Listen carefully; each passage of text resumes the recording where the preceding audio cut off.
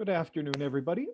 Really, I still there's still a few folks signing in, but it's noon, so we might as well start our amble through a very interesting talk today, dealing with a divided America. What should Canada do? My name is Jim Farney, and I'm the director of the Johnson Shoyama's Regina campus, and a recovering political scientist trying to become a policy person. So, very excited by today's talk. The school, of course, is a provincial center for the study and research of public administration. And we're a partnership between the U of R and the U of S. Um, so there are folks signing in from both universities today and across the province. I'd like to acknowledge that while we're online, our physical home is on Treaty 4 and Treaty 6 territory and the traditional homeland of the Métis. Just a couple of kind of housekeeping things before I introduce Colin Robertson, who, of course, is our guest and speaker today. Um, in terms of format, we're going to try and do something a little bit different.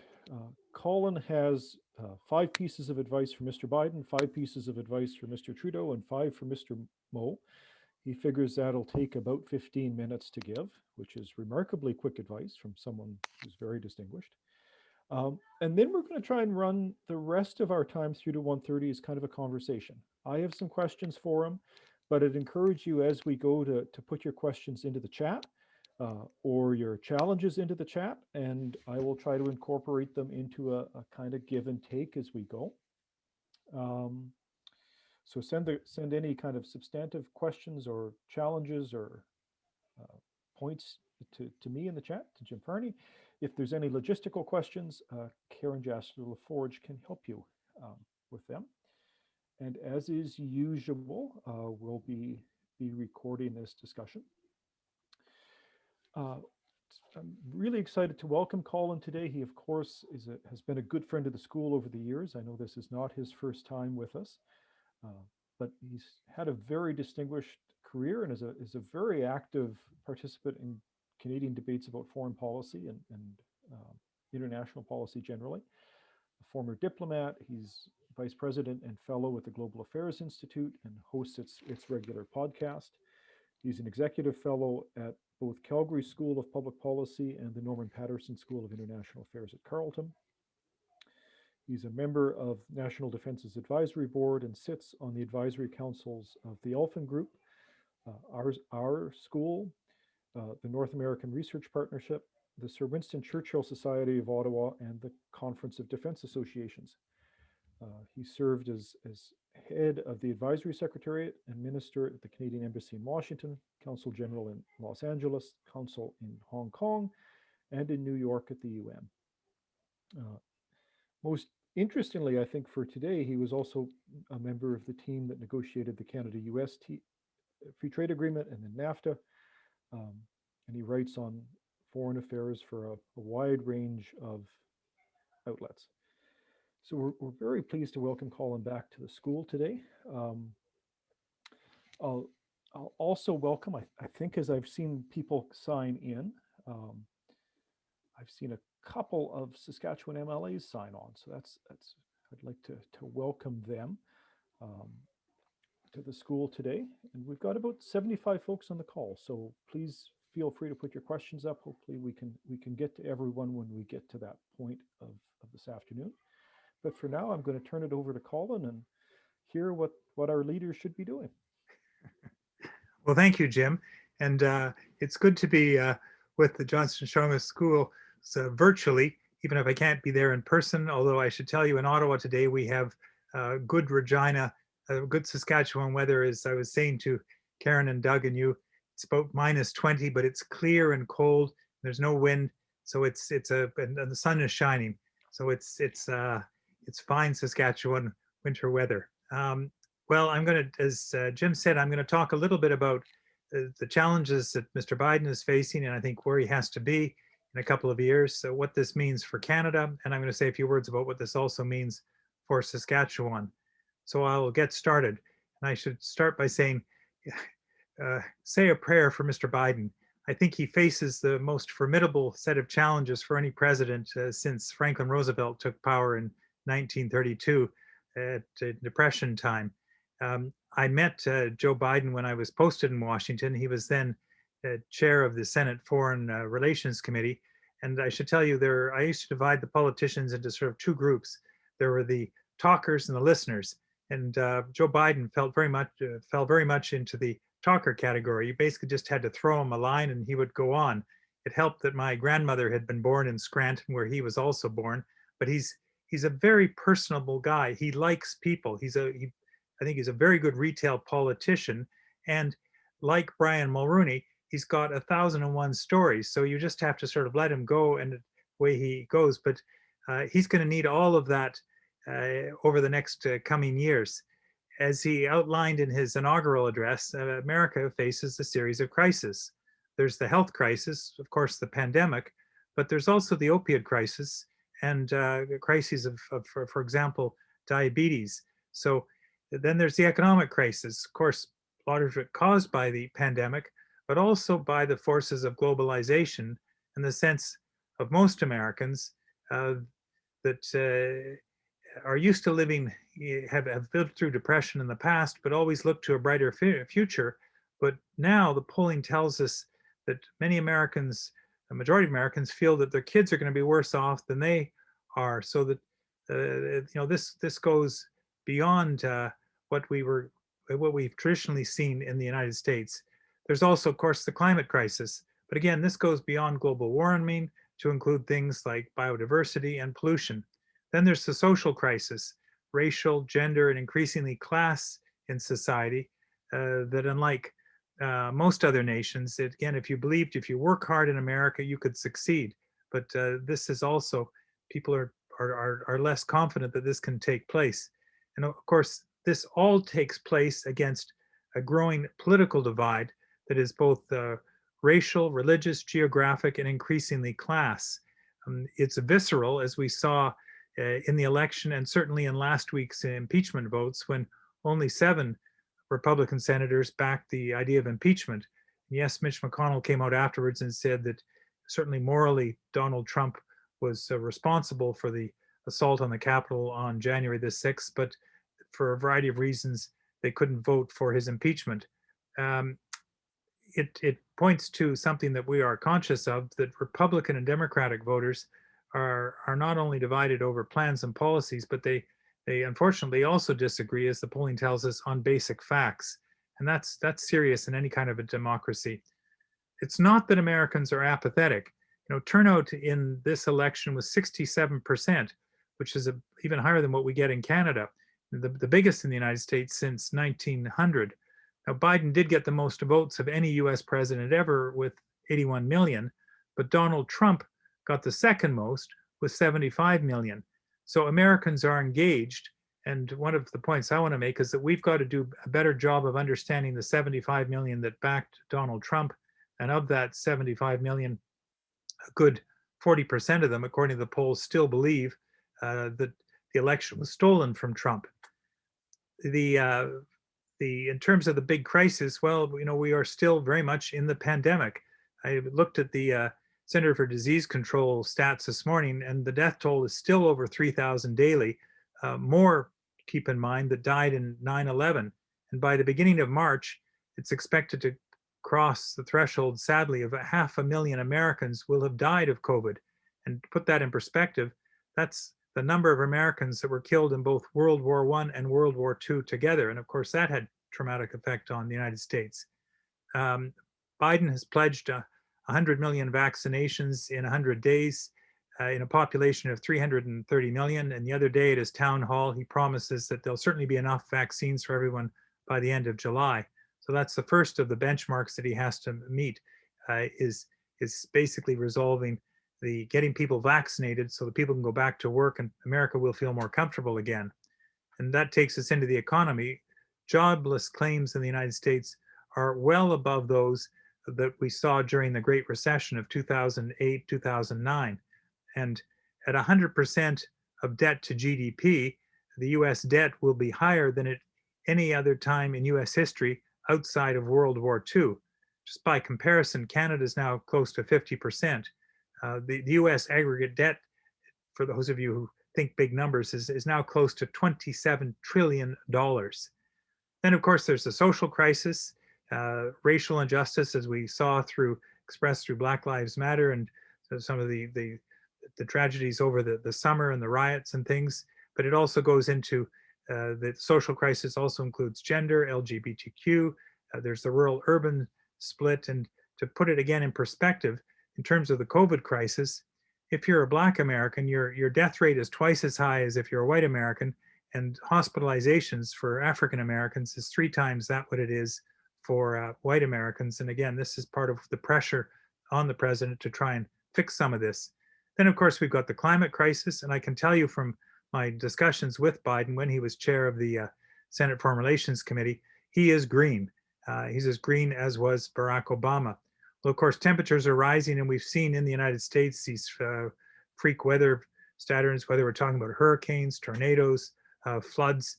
I was talking with a friend in Texas this morning, and they're in the midst of a deep freeze, the kind of thing that you would expect in Regina and Saskatoon, but you don't expect in Houston or in Dallas. And again, I looked at some stats. According to NASA, US temperatures have increased by almost 2% since 1900, and most of this increase has occurred since 1970. 2012 was the hottest year on record in the United States, followed by 2019 and then 2020.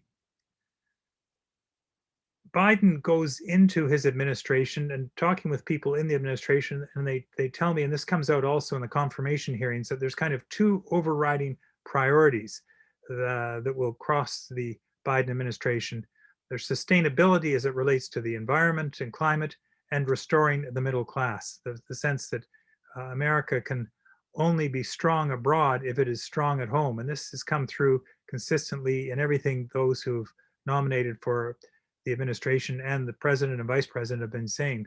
Biden and his team believe that the American well-being, whether we're talking economic or health or social, is the best antidote to populism and defense of democracy.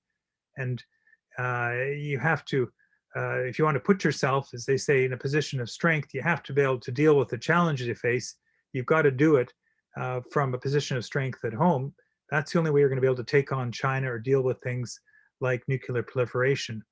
Jake Sullivan, who I met when he was working for Biden and later went on to work for Hillary Clinton and Barack Obama, and will become the next national security advisor, gave a speech this week to the US Institute of Peace. And he specifically emphasized again the need for a focus on domestic problems. Remember, this is the guy who's head of basically his foreign policy establishment. And that, I think, is what the Biden-Harris promises to do, is to fix things at home first. So where does Biden want to be in 2022? And I use 2022 because that's the midterms, and he goes into the midterms with extremely narrow margins. Right now, as a consequence of the last election and the runoffs that took place in Georgia, the Democrats have a 50-50 split in the Senate, which of course requires, and as we've seen, Kamala Harris, who herself is a former senator from California, to go in and break the tie. And she's already gone in to break several ties. And you're going to see this consistently, I think, over the next 2 years. So they would want to hold that advantage and try and pick up some more seats in the Senate in 2022. And they have a slight advantage of 10 in the House of Representatives. Again, not a lot. So what do they have to do? Well, I think the first one obviously is COVID-19 and the pandemic. The pandemic has to be contained, and the economy has to be growing again, especially jobs, union jobs, and some reshoring of manufacturing to create resiliency. And I'll get a bit more into this, but I think that you're going to see what they've talked about, some decoupling from particularly supply chains in China to bring them back. And I think this will apply particularly in the healthcare world, and certainly something that Canada can also identify with. Build back better. It's a theme that Mr. Trudeau has talked about, but it's also a mantra of Mr. Biden. And what this means is infrastructure for the 21st century, especially. It's not just bridges and highways and ports that we think of traditionally, but it's artificial intelligence, technology, and advanced manufacturing that Biden is convinced will generate, again, the emphasis on middle-class jobs. Then, of course, there's social justice to assuage and firm up his base with minorities, women, and labor, they'll all have to feel that he's done something for them, and that's going to get him into sort of social policy in terms of funding to states, I think a new voting act, that kind of thing. And this will be necessary if he's going to be able to turn out that base again in 2022 to give him the ability to legislate in the House and in the Senate. Again, worth pointing out, because we sometimes don't appreciate this, that the American executive is a separate branch of government from their legislature, unlike Canada, where our executive, of course, is drawn from our legislature. And so done by design by the founding fathers for what they call the checks and balances. But for Biden's very ambitious agenda, he's going to need the full 4 years and probably 8 years. Then, of course, there are other issues. Immigration reform that wants to reconcile what the 11 or 12 million, what they call the dreamers. These are those mostly from south of the United States, Mexico, Central America, and South America, who came to the United States as children and now want to confirm their position in the United States because they're, for all intents and purposes, Americans. And so again, this gets you in immigration reform, which is also contentious. And then there are those who want to come to work and study in the United States and live in the United States. And the late George Shultz, who died at 100 recently, former Secretary of State for Ronald Reagan, used to tell me that by the time I knew him, he was working and teaching at the Hoover Institute at Harvard, at Stanford, I should say. He said that this was America's great strength. It was its ability to bring people from all over the world that came to America and made it. And it was basically their brains, which is the differential between where America is and where China and Russia and others would be. It's that openness to outside ideas and people that I think Biden shares. Trump closed down.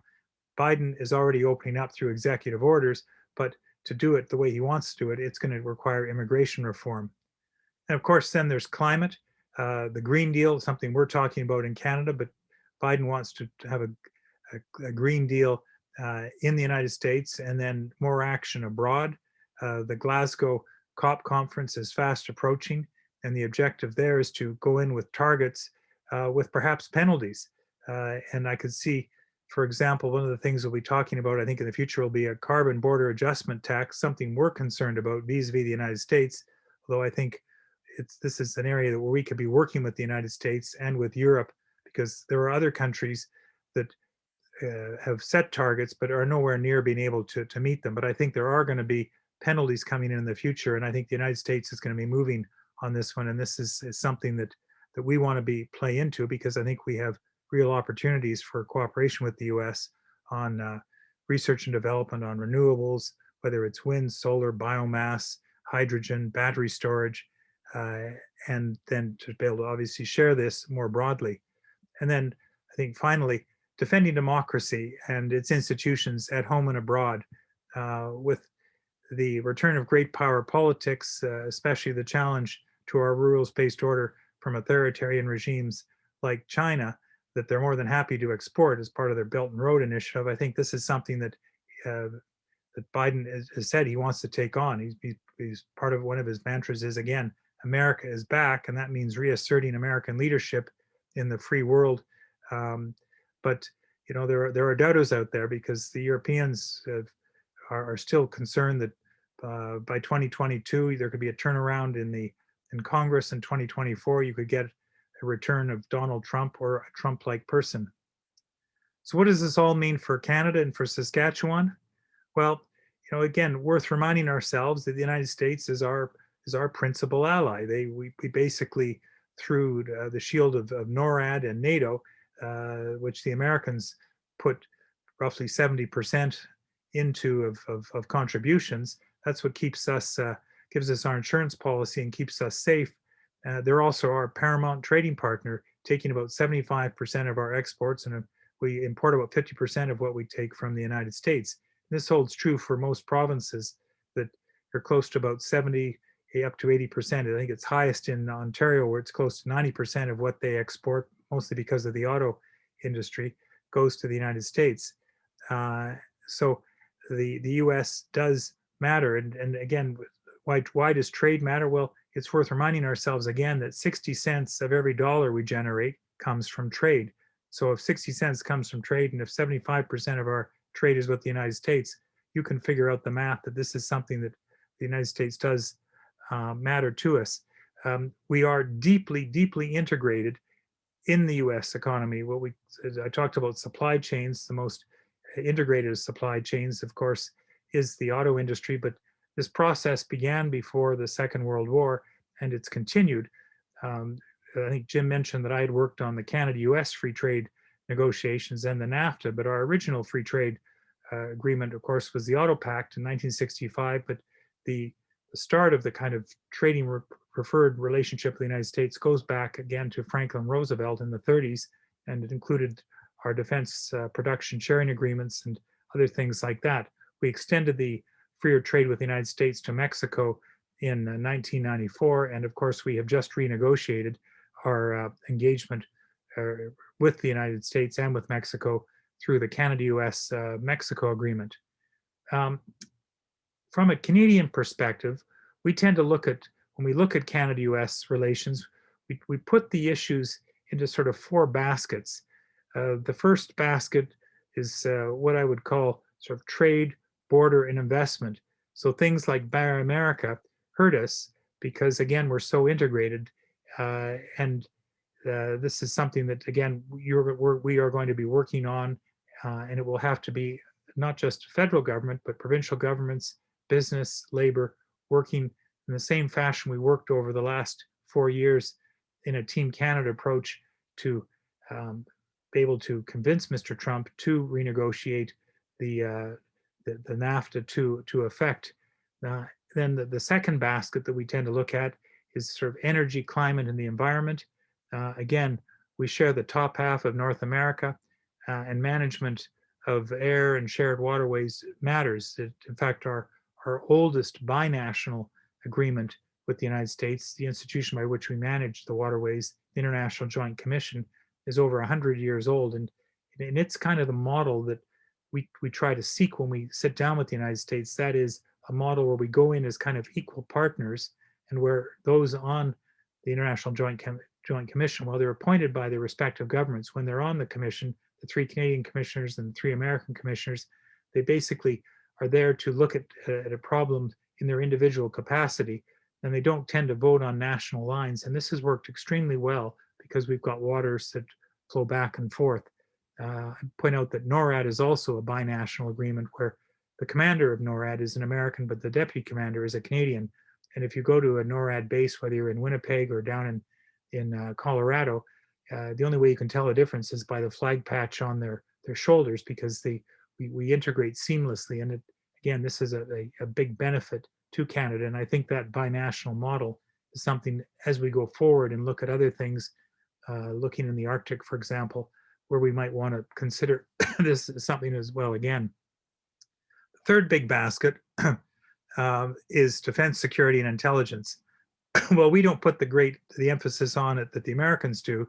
That this is usually where the Americans are coming at us, and it also transcends into things which you've been hearing about lately, like the Five Eyes group on intelligence sharing, and as I mentioned, NORAD and NATO.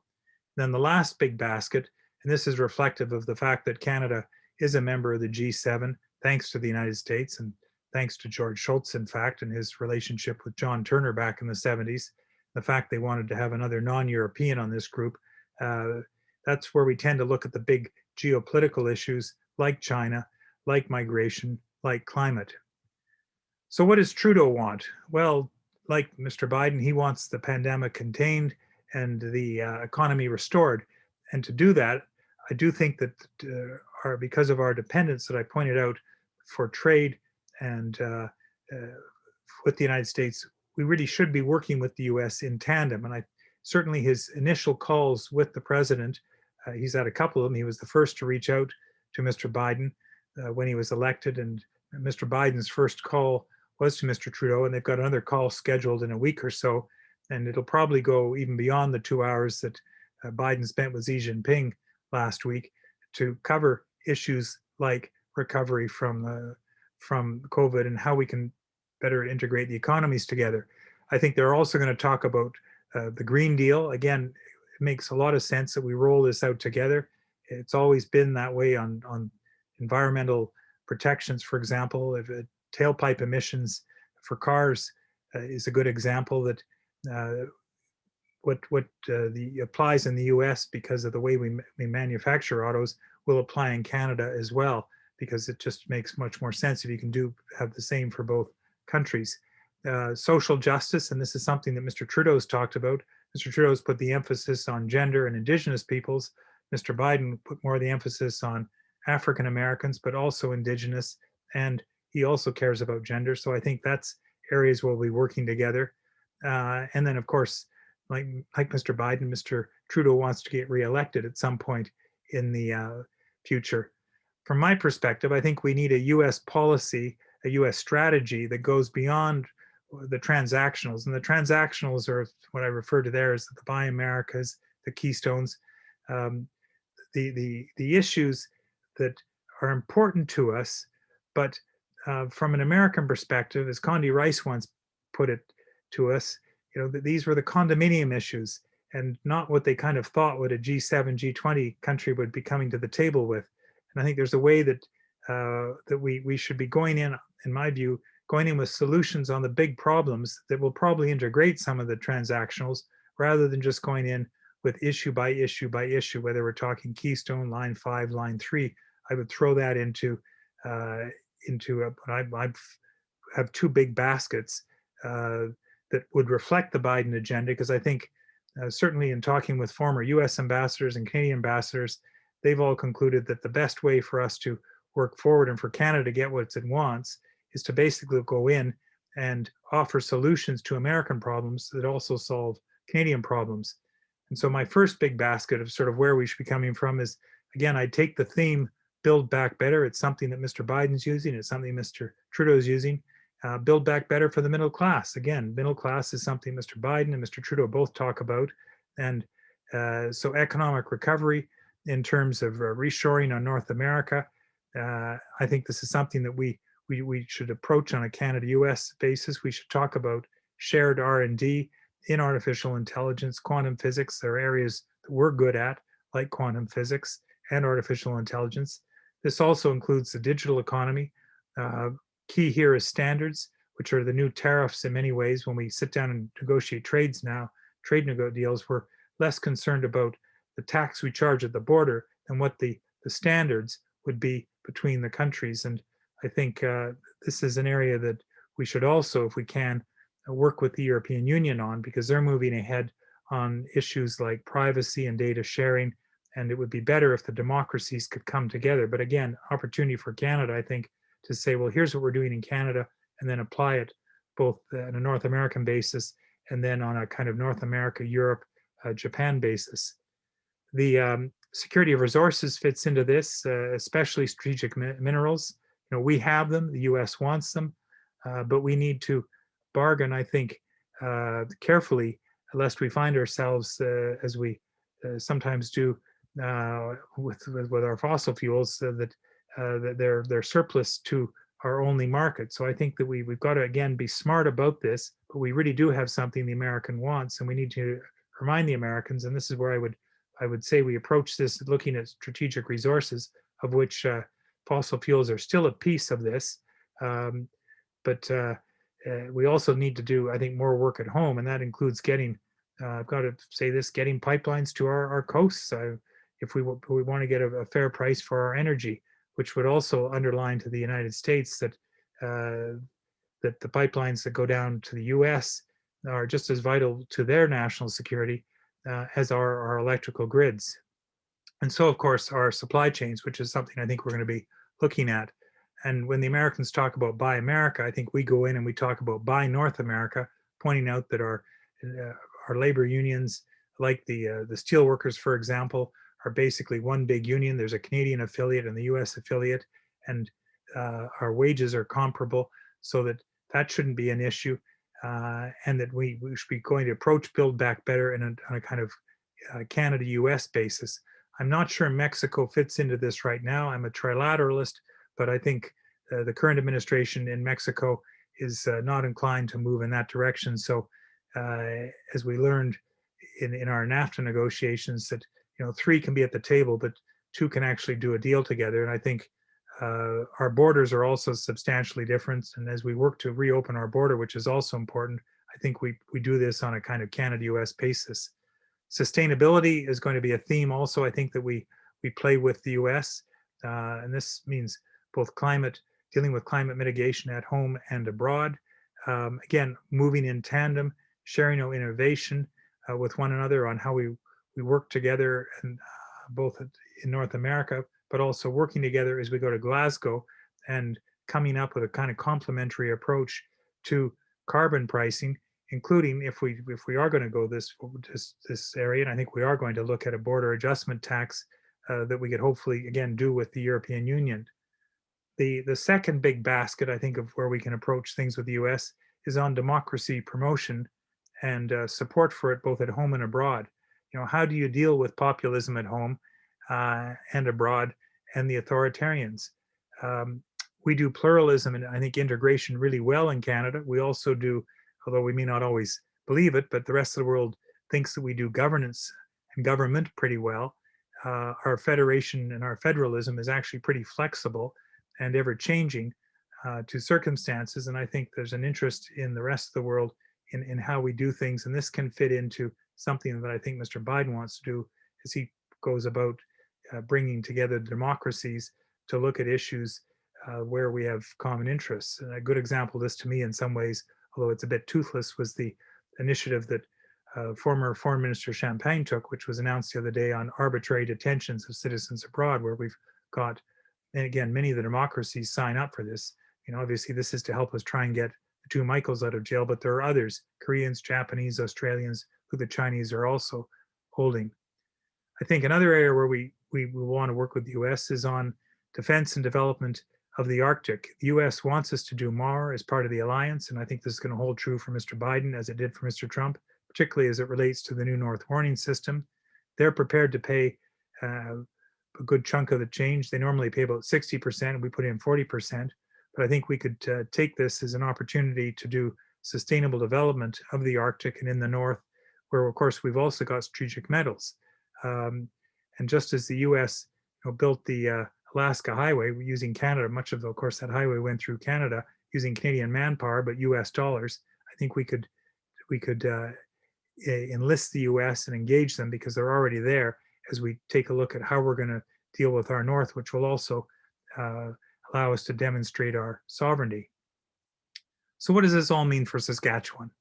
And I guess here I put some questions. Do you have a strategy for immigration? If you have the capacity to bring in talent, do you have a strategy for investment, for trade, for innovation in agri-food or sustainable resource development? These are all good issues for Johnson Shoyama to be looking at. I think Saskatchewan resources are a huge asset. Your uranium, potash, agri-food, carbon sequestration, strategic minerals. Do you have an inventory of what you own, and are you matching that up to who wants them, particularly those who want them in the United States? And what needs investment, and what does this mean in terms of things like ESG? I think, and this is, I was just speaking before this conference, it would be great to see the Johnson Shoyama schools do some research on an industrial policy for Saskatchewan. My own sense is you're going to hear a lot more about industrial strategies for both the United States and Canada, but it all starts, I think, best done at the state and province level. And I think this is something that we should be doing. There's also still work for us to do in Canada. We tend to blame a lot of our challenges. Oh, we've got Buy America, we've got problems getting the Keystone Pipeline. But I think we've still got a lot of homework still to do in Canada. We don't have free trade between the provinces. I know the West has taken the lead, and Saskatchewan and Alberta, probably the leaders on this. At one point with British Columbia and Manitoba came on, but that seems to have kind of stalled in recent years, and I think that needs new impetus. There should be an agreement on the kind of energy and climate strategy. I think we should be looking nationally, but it probably starts provincially with things like an industrial strategy that looks at how we get our goods to market, looking again at our immigration policy. Are we getting the right talent? because I think people really do make the difference, as I alluded to George Shultz and saying this is what America great makes great earlier. Are we going to make investments in technology? Um, why aren't we doing more to the markets we've already opened over the past 25 years? And good news here is that both conservative and liberal governments worked consecutively to open up both across the Atlantic with the Canada Europe trade agreement and across the Pacific with the Trans-Pacific Partnership Agreement. I know in Saskatchewan, STEP is I always and I say still feel I think it's the kind of model of what a province can do in terms of trade and export partnership and promotion. But can you do more? Um, I also would say to Premier Moe and legislators in business that you need to reach out to the U.S. Both the national level and particularly with the adjoining states on a kind of ongoing basis. Make a point once a year of going down to see your governor counterparts, going to the Western Governors Associations, inviting the governors up to the Western Premiers Conferences, getting those personal relationships, because that really does make a difference. Premier Wall early on showed interest and actually was tasked by both Prime Minister Harper and then Prime Minister Trudeau to work some of the Western governors. And I think that had effect and certainly helped us get a good deal with the renegotiation of the NAFTA. But it's how we're going to have to deal with protectionism that we're going to see in the United States. It may not be aimed at Canada, but we become collateral damage, and you're going to be, say, hearing more about Buy America. I was just reading again this morning, country of origin labeling, which has an effect on our beef industry, is going to come up again. Sort of a final word before I turn back to Jim. I want Biden to succeed. I want to see a return to the optimism and pragmatism, that can-do spirit that has been sort of an enduring American characteristic and something that we all admire. We want democracy to succeed. We want a united America, just like we want a united Canada. But kind of a cautionary note here. You study history, you know that the good guys don't always come first. Authoritarianism, whether it be the past for hundreds of years, sort of monarchies and aristocratic or oligarchies, not democracy, has been the prevailing system of government for most of our recorded history. Once more now, we have an authoritarian model, the Chinese model, one where their economy is done certainly much better than any democracy each year for the last 30 years. You could argue that we helped it along, but still Xi Jinping can claim that it's the Chinese system and the Chinese Communist Party system of managed order that gives it prosperity. So I guess I conclude by saying that we've enjoyed a long peace and the triumph of democracy, what Frank Fukuyama called the end of history. But if you study history, you realize that neither long peace nor democracy is guaranteed. So I shall stop on that cautionary note and turn it over to Jim. That is a cautionary note, and there's a lot in that lecture. It's always funny teaching undergrads, and for them, of course, this degree of kind of tumult and instability is normal. And for any of us older than about 25, it's strange times.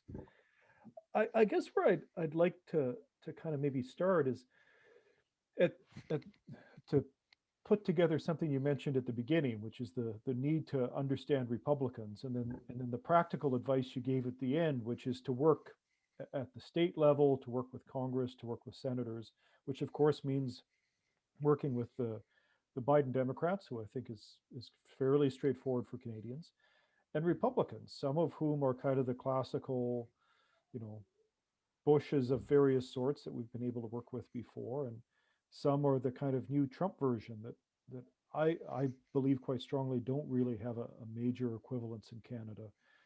So you'd said we need to understand what's going on in that part of the American political spectrum. So what is going on there, and then how coherently do we engage with such a polarized political class? Because institutionally we have to.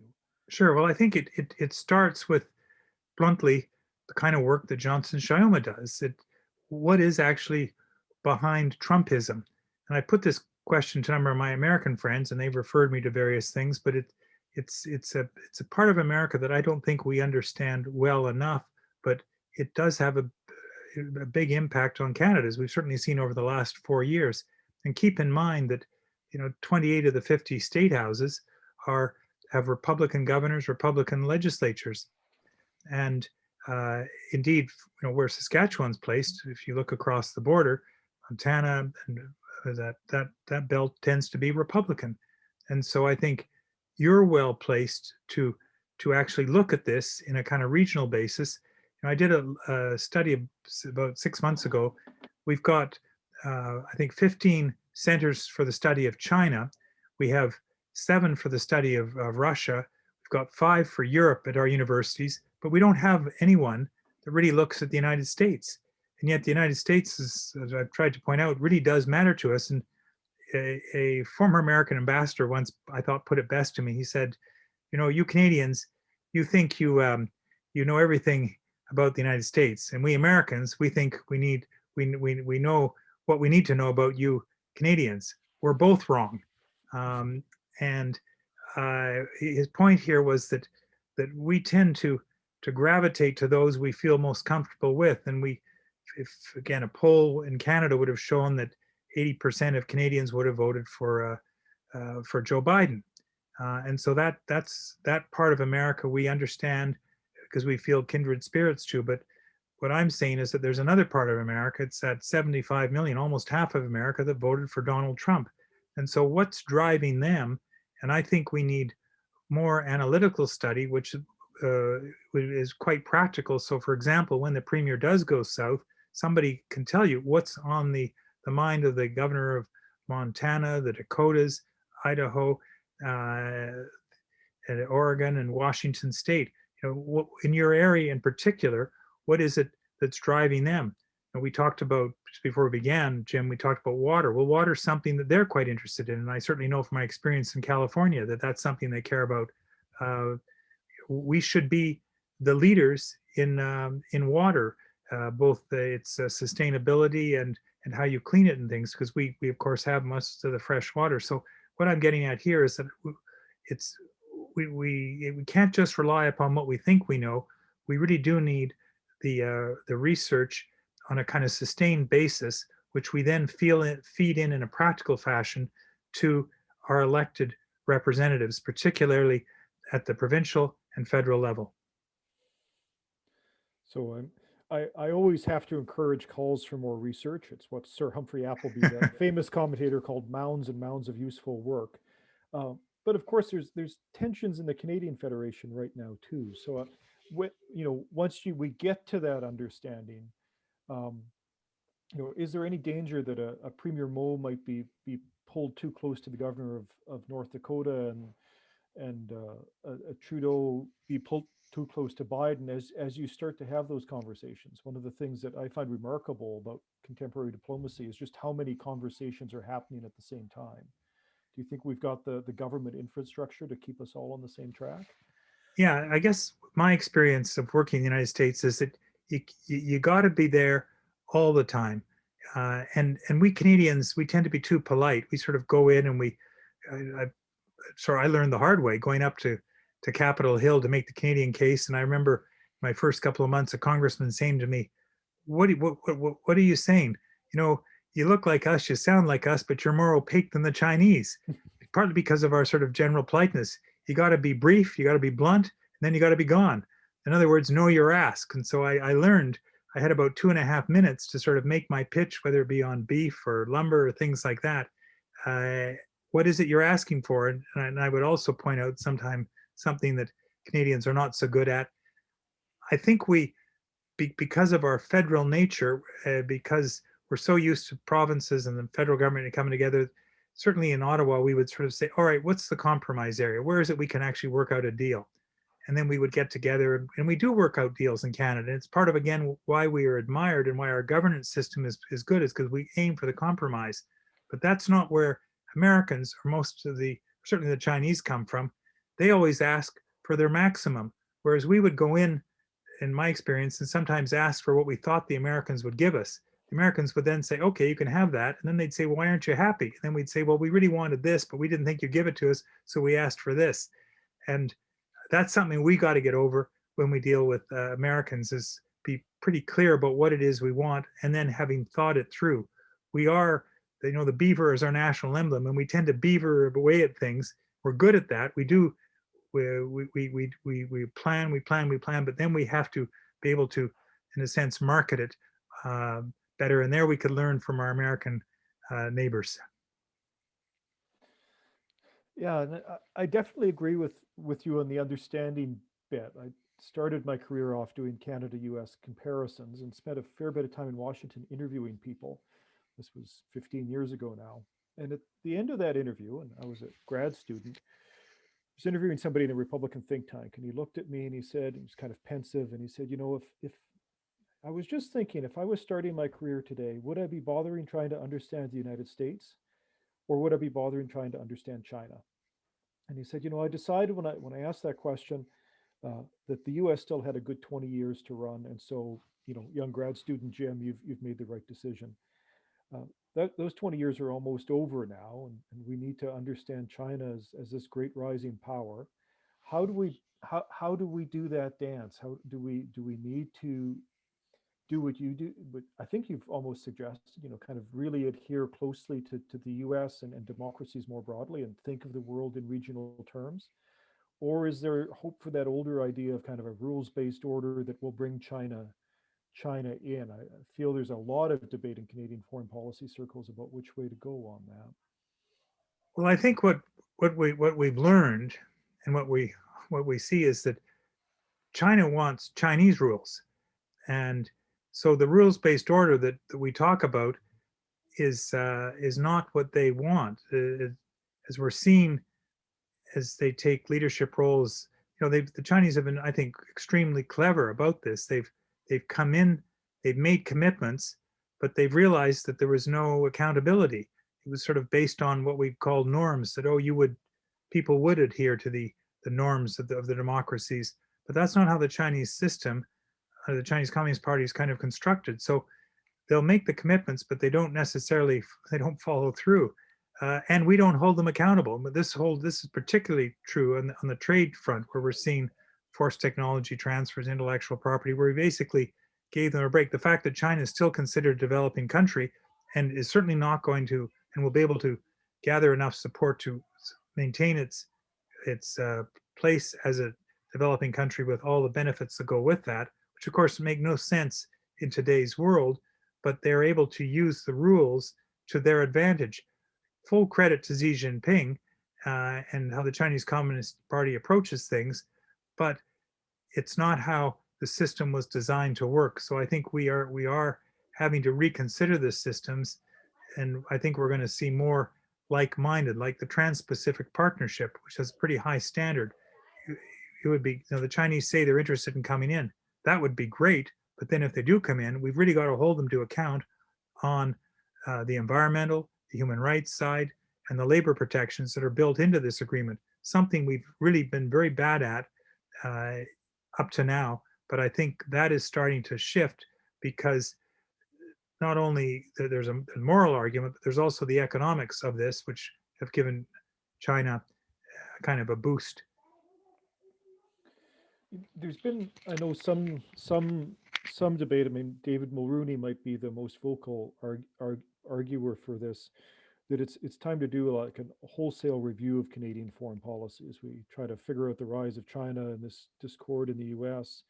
Do you think the challenges are that fundamental, or is it more kind of an incremental set of changes we're looking at?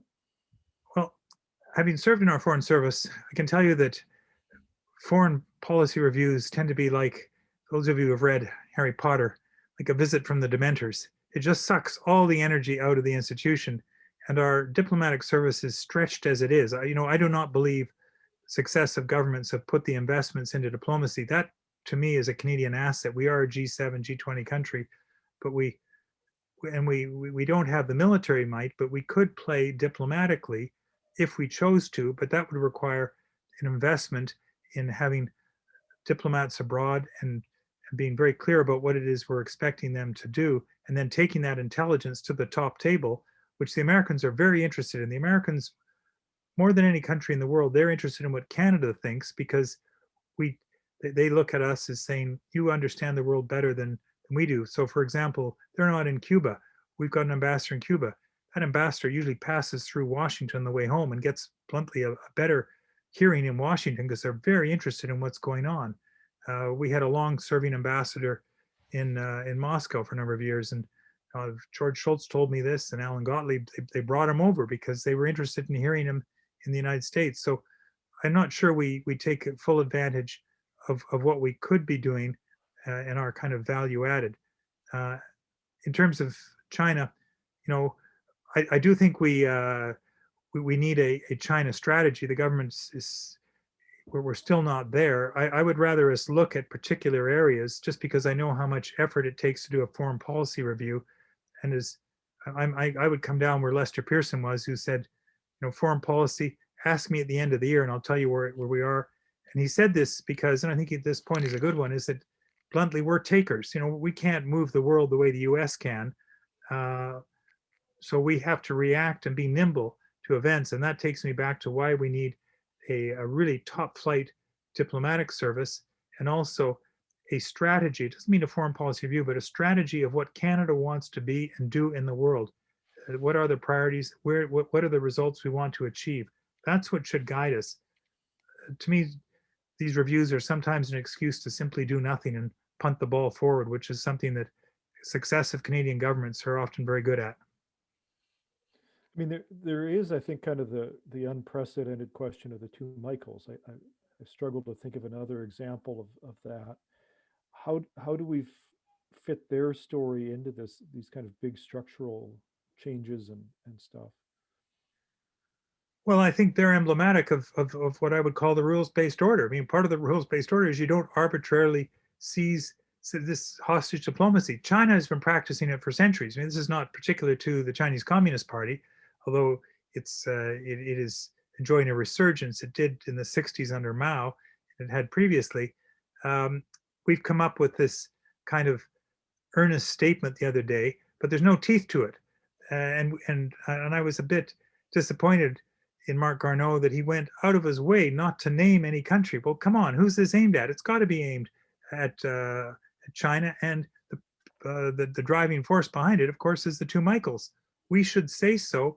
We should also have some kind of sanctions now, and this would really separate the sheep from those who are serious.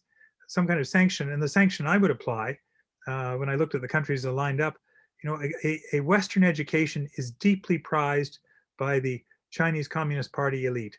Xi Jinping's daughter went to Stanford. Premier Lee's daughter's at Harvard. They care about that. Well, and I know it's a revenue generator for Canadian universities, but what if our government said, you know what, if you're a member of the Chinese Communist Party, you can't come and study in Canada because you're holding two of our citizens. The Australians would likely go along with this because they're really feeling the brunt of it. But what if a number of those 57 countries that signed to this agreement agreed to some kind of sanction that went with it? Because I do think you have to have some kind of penalty for bad behavior. Interesting. I've been trying to think of a good segue to get us back to Saskatchewan, and I haven't. But Pam Schwann from the Mining Association has rescued me. So here's her question: what are your thoughts on investment by state-owned enterprises like China? But I'd say this was maybe a broader question. You brought up the notion of rare earths, and a lot of the commentary I've seen on that is around U.S. defense building and procurement and things like the F-35. So it's hard to see how that's not just a Chinese state-owned enterprise question, but maybe also an American subsidization one too. Yeah, well, first of all, a shout out to Pam, who was my lifeline yesterday when I was looking at strategic minerals. And I wrote to her, she's an old neighbor. And I said, so what about this? So she came back with a highly informed response looking at and one of the things that stuck out to me is that our capacity to get our goods to market, to refine things, is something that we have to really look hard at, particularly now because the Americans are going to put strategic minerals, including rare earths, up on a much higher platform. It's an asset that Canada has, but if we want to develop it, there are both the investment issues because mines are expensive, and I think the Americans would strategically be prepared to, but there's also going to be how do you do this sustainably? Because the smelting of these minerals is, to do it sustainably, is going to probably require new innovation. Now, I did some further reading, and I read that China has about 30% of rare earths, but they are responsible for 80% of what the world has, in part because they do the refining in China, and they've whereas we probably have capacity, but we just simply haven't developed it. So I think this is a good example of an area that the Americans have a real interest in, but there are things we need to be able to succeed, and that part of that includes the investment, both in getting the goods to market, in the mining of it, and in the refining of it, and doing it in a sustainable fashion that also provides jobs in Canada. So I think if we went to the Biden administration with a plan, we put a framework agreement in place with the Trump administration, but this is something that is shared. Well, no matter who the next administration is, they're going to care about. I do think this is one where we come together. But Pam's question on state-owned enterprises, again, it's almost like crown corporations in Canada, except the difference is that the state-owned enterprises in China don't have the same environmental or labor standards that our crown corporations are obliged to work under, and they're kind of backstopped by China. So they come in with a built-in advantage, and it's come up recently when we've turned back, I think, for national security reasons, Chinese investment in some mines in northern Canada. I think I think we are probably going to see more efforts by China because, again, they want to maintain their predominance, and they're kind of they've been working at it assiduously for the past 20 plus years. Much better job doing this than we have. But I think that we've got to be very careful about state-owned enterprises. And I think what we should be doing here is what we should be doing on, for example, the 5G, is that we've got to put in standards. Okay, what are the terms and conditions under which we would buy 5G? And if they meet those standards, then I think we go ahead. But we can, I think, be reasonably transparent in doing it. And I don't think that for example, Huawei would meet the standard if we were to put in some provisions related to national security, because Huawei, under the Chinese constitution, is obliged to share what their information with Chinese authorities. So, but I think we should be much more upfront. Again, not the way Mr. Garneau was the other day when he said, "Well, here's this thing, but it's not aimed at China." Well, we should call a spade, and let's be clear about it. I think the West has to be much firmer with China, because it's the Chinese understand that. And certainly my experience in dealing with the Chinese was that they were very blunt with us. And if you look at their language compared to our language, theirs is very direct.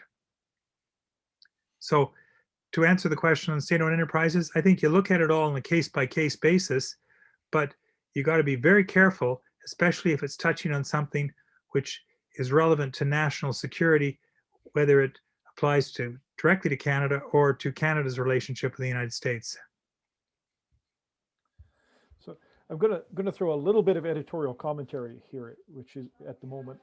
I'm worried that we have a collection of Saskatchewan people and a distinguished former Canadian diplomat on a Zoom call, which means the politeness is overwhelming. So please throw something confrontational into the chat so I can feed it along.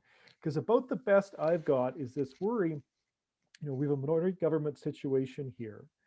2022 and the start of that election cycle isn't all that long in the U.S. And I think we do need to kind of reset things after the Trump presidency. You've said we need to find a way to implement discussions and relationships to the discussions around the relationship and offer these Canadian solutions that are beyond transactional. I don't know what to think about a spring federal election, but we're really only looking at about an 18-month window. Is there enough low-hanging fruit we can get momentum there? Well, I think that when it comes to Canada-U.S. relations, what has impressed me through the renegotiation of the NAFTA agreement was that certainly when Rona Ambrose, and maybe a little less so with Andrew Scheer, but there was broad bipartisan agreement between the Conservatives, who are basically the opposition party, and the Liberals. And the Liberals, in a sense, picked up Stephen Harper's lead on the trading relationships with first Europe and with the Pacific. And I think that's important, is that, in fact, that I think the House just voted last night to create a Canada-US parliamentary committee to look at specifically Line 5, Keystone, sort of energy issues, but climate. And I think that a change in government shouldn't change how we approach the United States. I think on this one, you really do need a Team Canada approach, as we saw and characterized through the renegotiation of the NAFTA.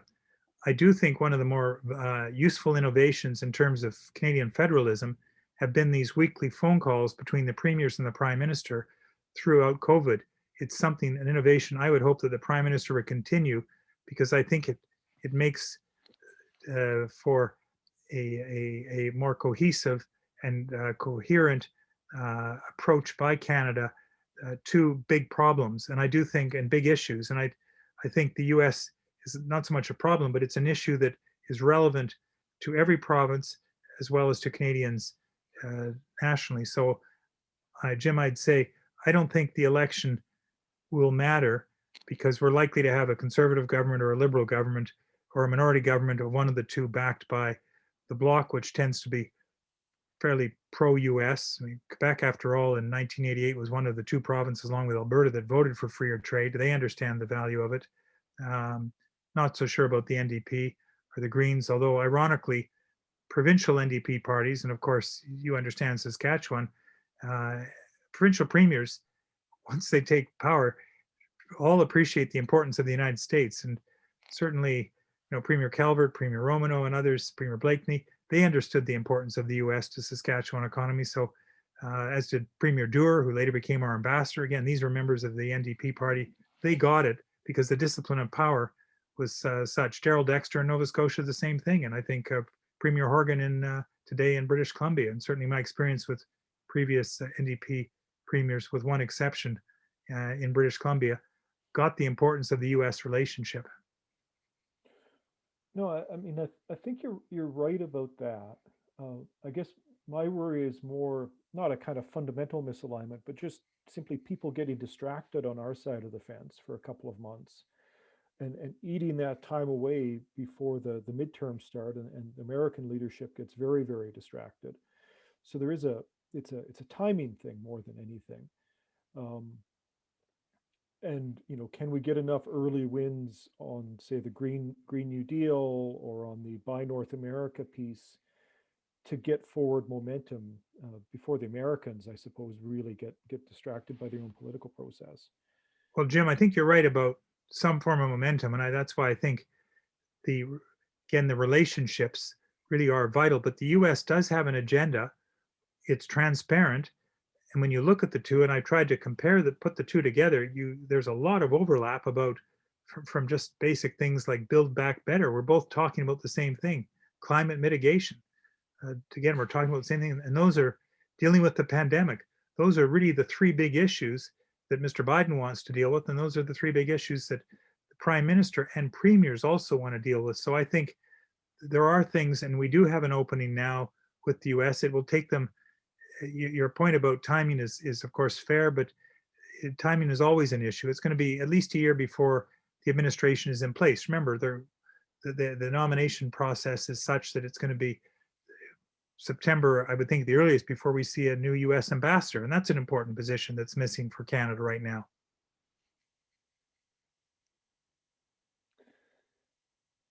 So Doug's throwing up a question here. It's a polite one, which is unfortunate. But could you be more specific about the elements of a Team Canada approach? Well, I think a Team Canada approach is you do it at various levels. There's legislator to legislator. There's sort of leader. The Prime Minister is doing his best, as he did with Donald Trump, as he did with Barack Obama, to create a good relationship with Joe Biden. Biden likes him, and I think that's already sort of gelled. The cabinet ministers are all talking to one another. But now I think the premiers have got to weigh in. Premier Ford, I understand this morning in the legislature, talked about Line 5. That's the pipeline that runs under the Straits of Mackinac that provides not just Michigan with 45% of its power, but Ontario with about 45% of its oil. And he's saying, we got to work this thing out. So he should talk to Governor Whitmer and bring in Premier Legault on that one. I would say to Premier Moe, when are you, yes, you can't physically get to the States, but there's no reason why you can't have a virtual call with some of your governor counterparts along the southern border, starting obviously Montana, the Dakotas, those who are closest to you, just to establish the relationships.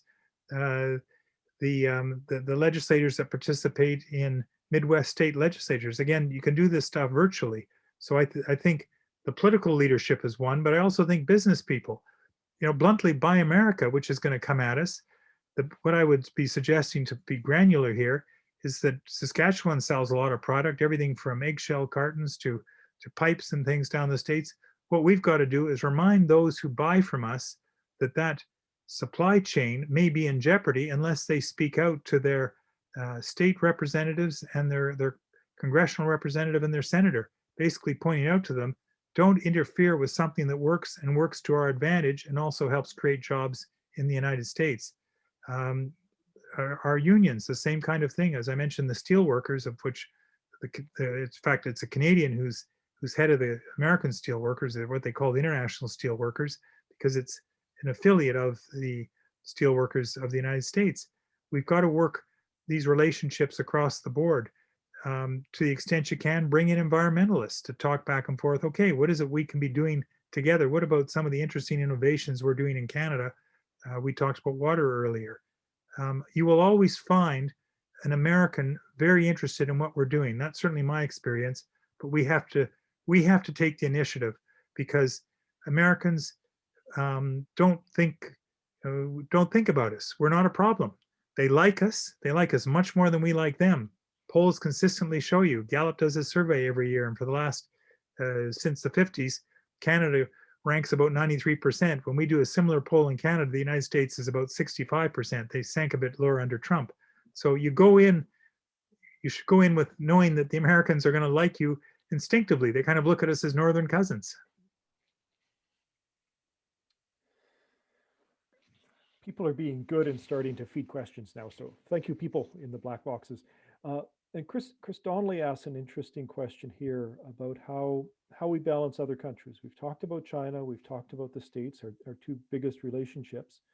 But of course, other countries that are important to us are trying to balance that too. And Christopher doesn't mention it, but the example I think of here in Saskatchewan was India's move on lentil tariffs last year, which affected us quite a lot. Do you see any kind of new or novel challenges in kind of that broader global situation as we're working through kind of bilaterally thinking about these two relationships? Well, I'd come back to what I talked about, why it's really important for us to have a good diplomatic service, because, and consistently prime ministers from Louis Saint Laurent on, and Mackenzie King understood this, but certainly of the recent ones that I've all talked to, from Pierre Trudeau through to Stephen Harper, all made the same point, that our leverage in Washington in part depends on our ability to interpret the rest of the world to the United States. The United States is really interested because they're always trying to cross-reference as to what's going on elsewhere. Relationship with India, we have a certain perspective of it. The fact that we've got a much higher percentage of our population that is of Indian origin than would comparatively the United States. Not the United States has a significant Indian population as well, but we have actually higher, again, because of our, I think, smart immigration. So taking that to the table, at the same time, if you develop that preferred relationship with the United States, particularly the White House, the rest of the world is also very interested in what's going on in the United States. My friends in Mr. Trudeau's office told me that the day after Trump was elected, Mr. Trudeau had been in office for 6 months at that point, or almost a year, but at that point and the phone started ringing the other way, because until then he'd been kind of phoning out other leaders to sort of say, okay, what do you think? What about this? They all then phoned him explain to us what just happened in the United States. So that gives us leverage, but it also underlines why it is important for us to have an active diplomatic relationship. I'm critical of this arbitrary detention thing as kind of toothless. On the other hand, I'm impressed and pleased that we put the effort into reaching out. Remember, we got 57 countries, so we probably reached out to at least 150, if not most countries, to get this. And just in doing so, by taking initiative, we show that Canada is playing, and that's something that the Americans would be respectful of. And the fact that the new US Secretary of State, Tony Blinken, came out in support of this, it's a kind of encouragement to Canada, I think, to be active in the world. So again, to answer the question, when we do take an initiative, there is a payoff.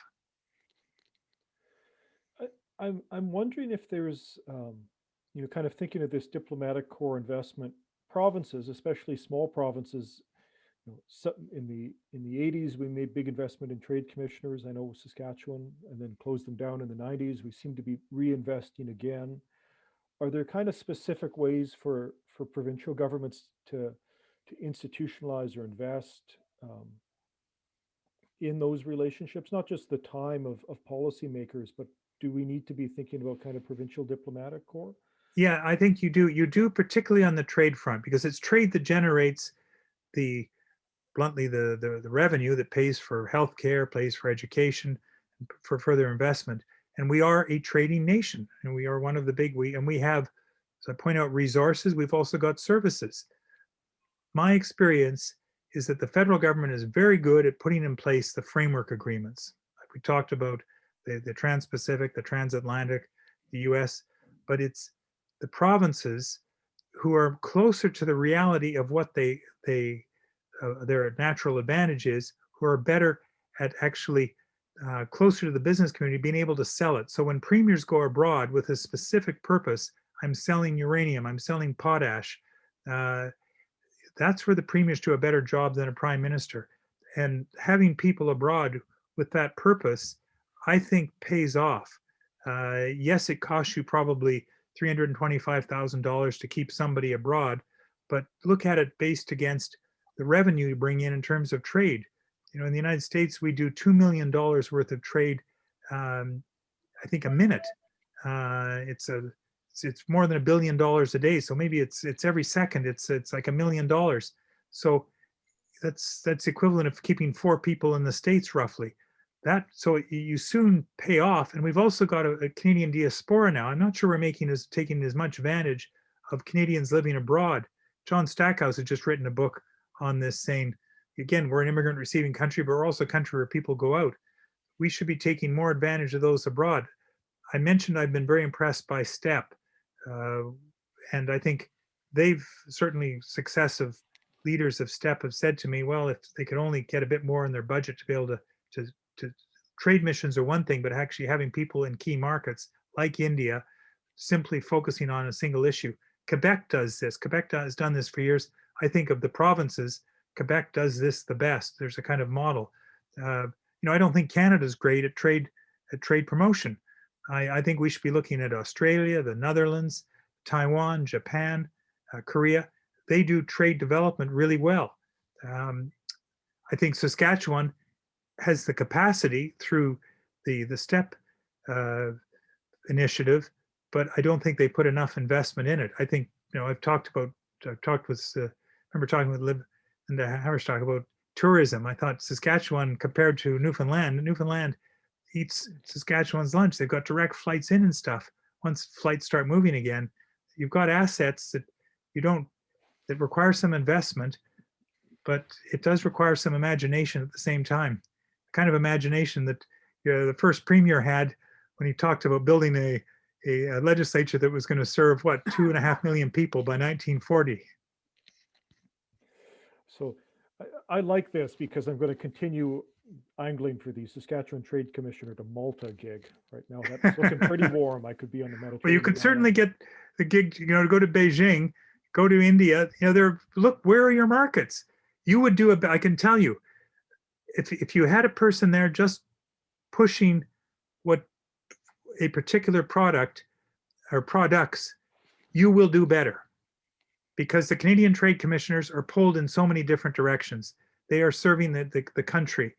And I think that is a kind of flaw in our design, but I'd rather have us there than not. But I do think provinces, especially trading provinces, especially resource based, would be wise to consider, even if they do it.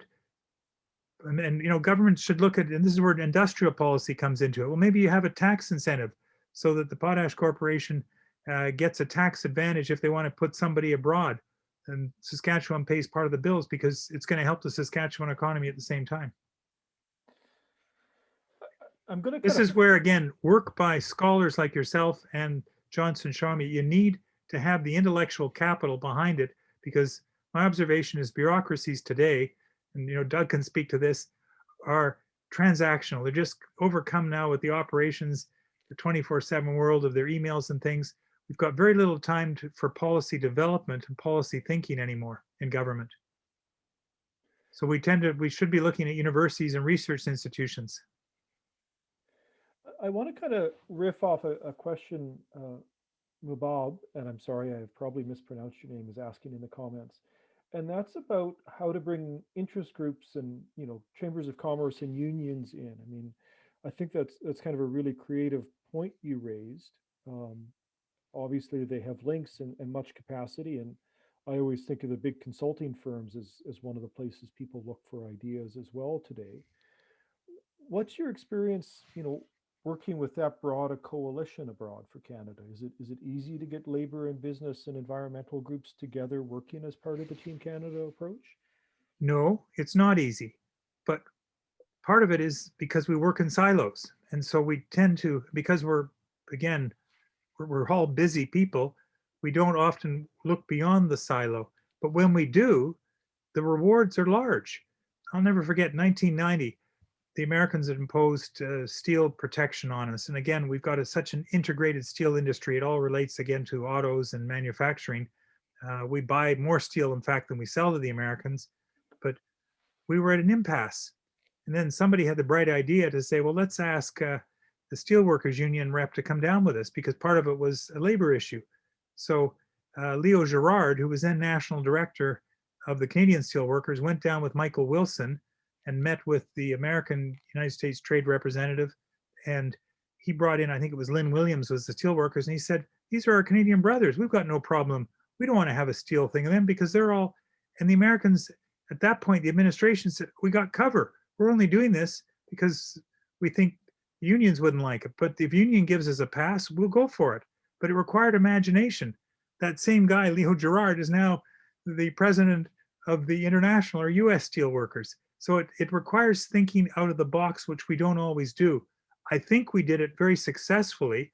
And I give a lot of credit to David McNaughton, our former ambassador in the United States, who'd worked in the private sector, Hill Knowlton in New York, and kind of understood. He'd also been chief of staff to Dalton McGuinty. And I first met him when he was executive assistant to Don Jameson, our foreign minister, back in the late 70s. And he got it. And he connected the dots. And that's a lot of what it is. It's connecting the dots. And so your cabinet ministers used to go to Washington and simply see their cabinet counterpart. And McNaughton said, no, you go up to the Hill and see the chair of the relevant committee. And so Chrysler Freeland goes down and sees this foreign minister and sees the chair of the Senate and the House Foreign Relations Committees. And it just opened up a whole new set of opportunities, and we found natural allies. So when it came at the end game of the Canada-US-Mexico agreement, where there were changes introduced in the Democratic Congress, it passed with 385 votes because a number of Democrats, in fact, what they did is they introduced a number of amendments related to the environment and labor that we had tried to have a part of the agreement, but the Trump administration said no. But for the Trump administration to get it through Congress, they had to introduce these amendments. And having it introduced by Democrats, it's the old Pearsonian approach to diplomacy. The art of diplomacy is letting the other guy have your way.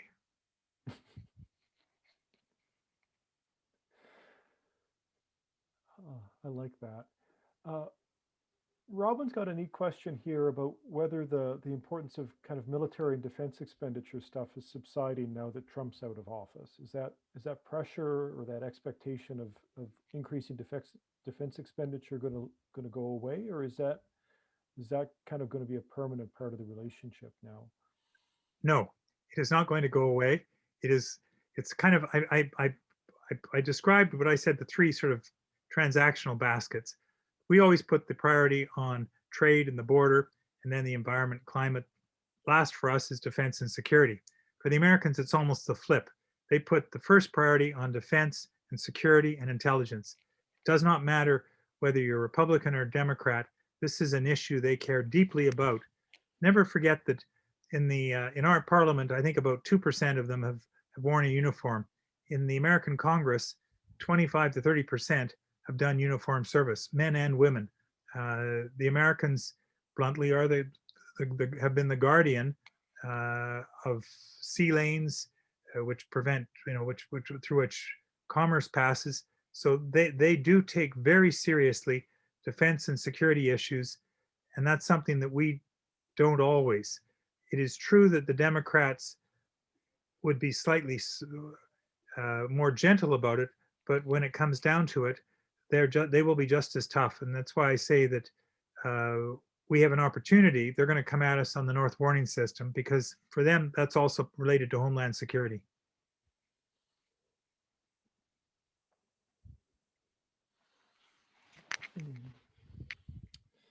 So I've only got one question left, and I'm terribly old-fashioned, so I want to make sure folks have time to grab a coffee between now and whatever awaits at 1:30. So I've got one question left, and hopefully there's one more that somebody's burning questions. Um, you'd started off, Colin, at the very start. You said, I think we need to lend President Biden our prayers. What do you think his chances of success are at getting them at least back to, let's say, 2005 levels of polarization? Or are we in for a very long haul with a very polarized neighbor? I hope that he's able to ease the polarization, but I think it's going to take some time. I think that the current divide has its roots back. Well, you can take it back to gold water, but you can also take it back to 1994 and the Gingrich Revolution. Um, Trump, I think, is kind of unique, but Trumpism is is a vital force in the United States. I think it's a corrosive force, a negative force, but it is there. And that's why I ended on a cautionary note. I'm by nature, the glass is more than half full, and I'm an optimist. But on this one, the the fact that even today, half of those who voted for Donald Trump thinks that the election was stolen, notwithstanding what you saw in the impeachment debate. That's something we've got to be conscious of. And again, takes me back to one of my earlier points that we need to know more about that part of America, because it's a vital part of America that we have to deal with. Remember, they do control most of the state houses. And it was close. Yeah, no, it is. Um, well, I always try to end on an encouraging note, but I don't think we will today. I think this is a great challenge. But I would like to thank you very much for being with us virtually, Colin. It'd be more fun in person, but we'll take virtually in these times. And I'd like to thank everybody else on the call for joining in with us at the school, for having this great discussion. I hope you have a very good rest of your day, and I hope to see you at an event in the future. So thank you all. Thanks, Jim.